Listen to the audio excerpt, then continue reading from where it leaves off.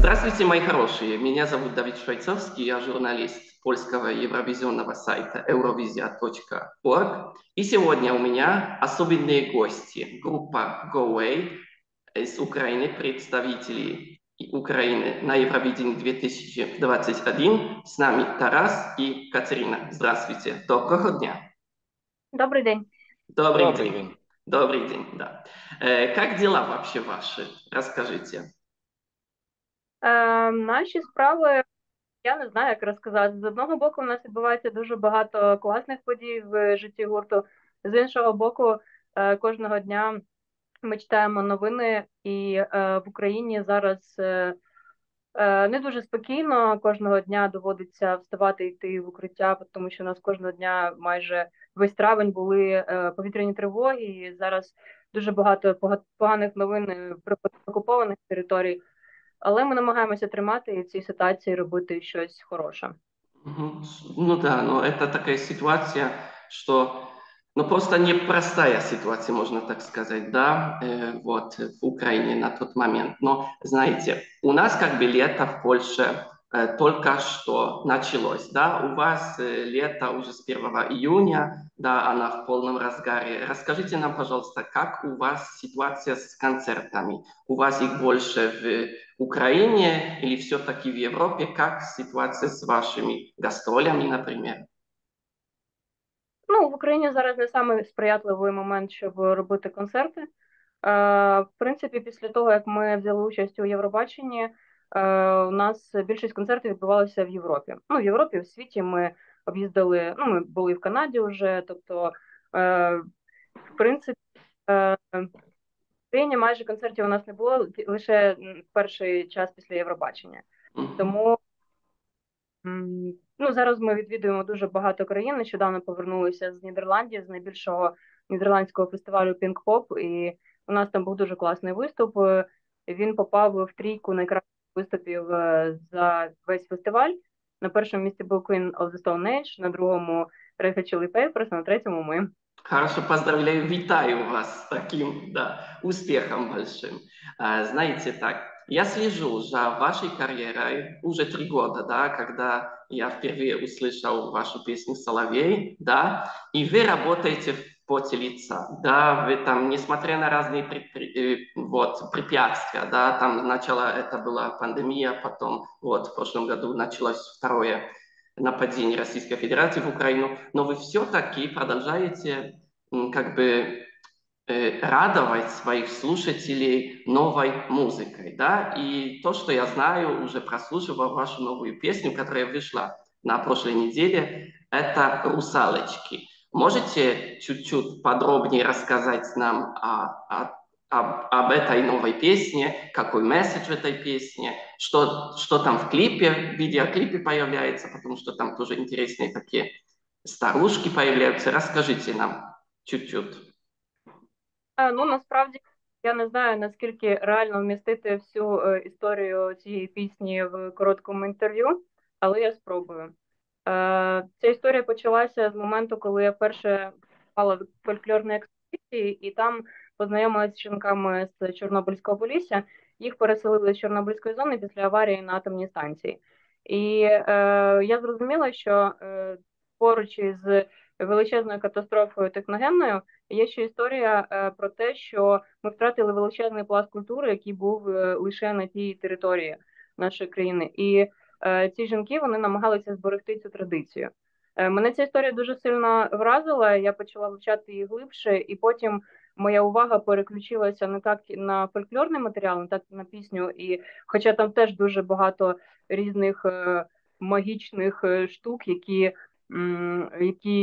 про які я раніше не здогадувалась, я відкрила для себе цілий світ української міфології, вірувань і поруч з тим я відкрила для себе історії реальних людей, які втратили свій дім через катастрофу.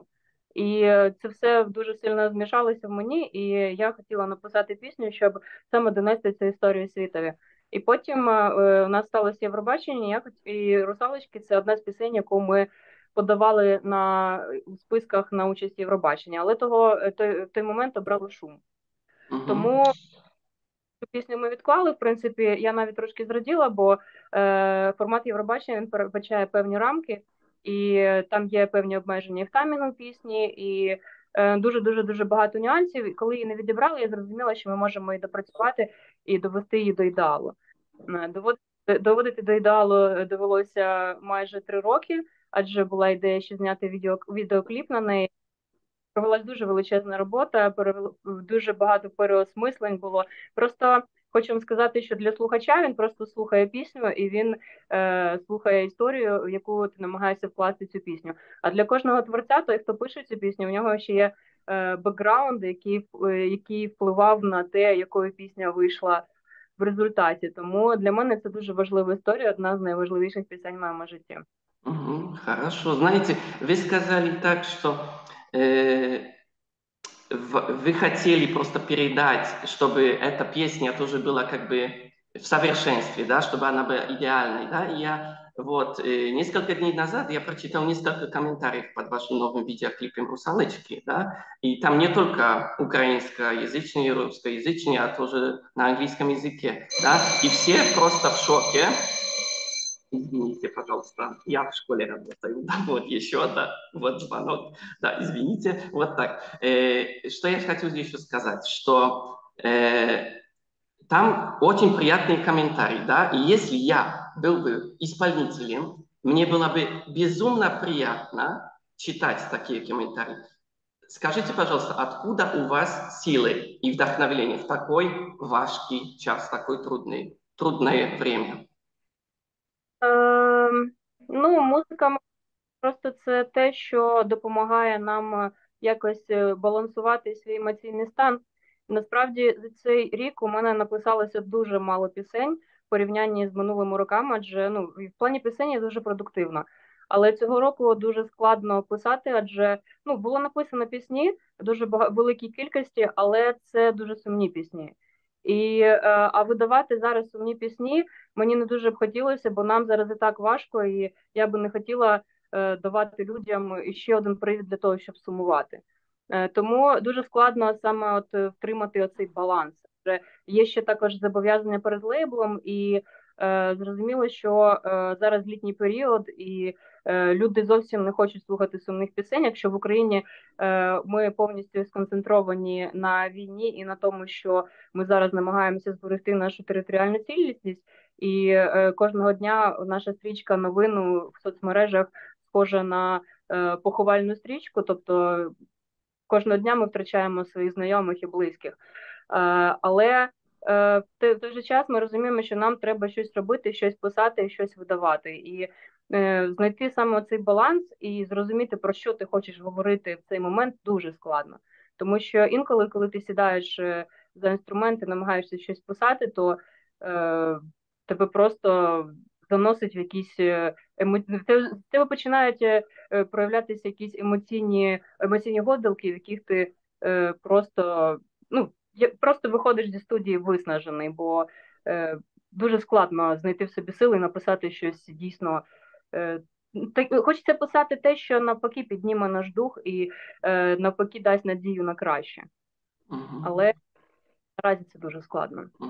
Значит, так я еще могу так сказать, что, знаете, ну, поляки, все европейцы, да, как бы, ну, мы гордимся вами, да, украинцами, да, что вы боретесь за свою свободу, независимость, да, и мы гордимся вами как исполнителями, да, что вы, вот, у вас есть вот эта энергия, сила, чтобы продолжать, да, вот, 6-е место на Евровидении в этом году, да, там дуэт творчий, 5-е даже, да, это 5-е, хорошо, супер, да, тогда 5-е, супер, да, еще лучше, да, значит, в 5-ке, да, и скажите, а какие у вас были вот впечатления от этого года, 2023-го, потому что вы тоже были как бы приглашенными гостями? Ну, саме шоу було дуже класне в технічному плані зроблено, і Велика Британія дуже сильно постаралася, щоб шоу було на високому рівні. А що стосується самих конкурсантів, то я не буду якби приховувати свої враження. Ну, мені здалося, що було дуже мало пісень, яких прям мені б хотілося закинути в плеєр. для мене зробила Корнелія Якобс, Даді і всі запрошені учасники. Мгм. Из предыдущих лет, да.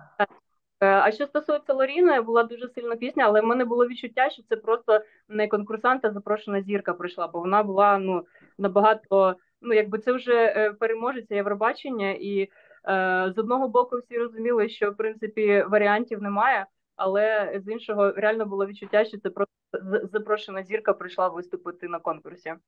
Ну, хорошо. Ну да, может так и быть, да, потому что, ну, знаете, она уже была известна, я 10 лет, когда, 11 лет назад, да, когда она впервые победила, да, а говорят, что Евровидение — это конкурс как бы для новичков, да, для людей, которые только начинают, да, вот. Вашу карьеру, я думаю, что Евровидение раскрутило, да, намного больше, да, вы не были так популярны раньше, да, значит, может, в Украине, да, но там вне пределах, да, Украины.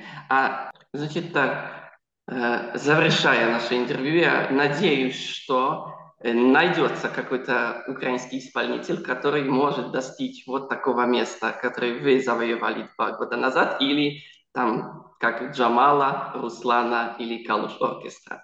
Катя, Тарас, спасибо вам огромное за интервью. Мне было безумно приятно, да, лично, вот в таком виде, вот в такой обстановке школьной. Завтра у нас, да, будет еще уже последняя линейка, да. И что? Желаю вам всего доброго, всего хорошего. Все буде Украина, помните. До перемоги, да. И что? Слава Украине, пока. Героям Слава. слава!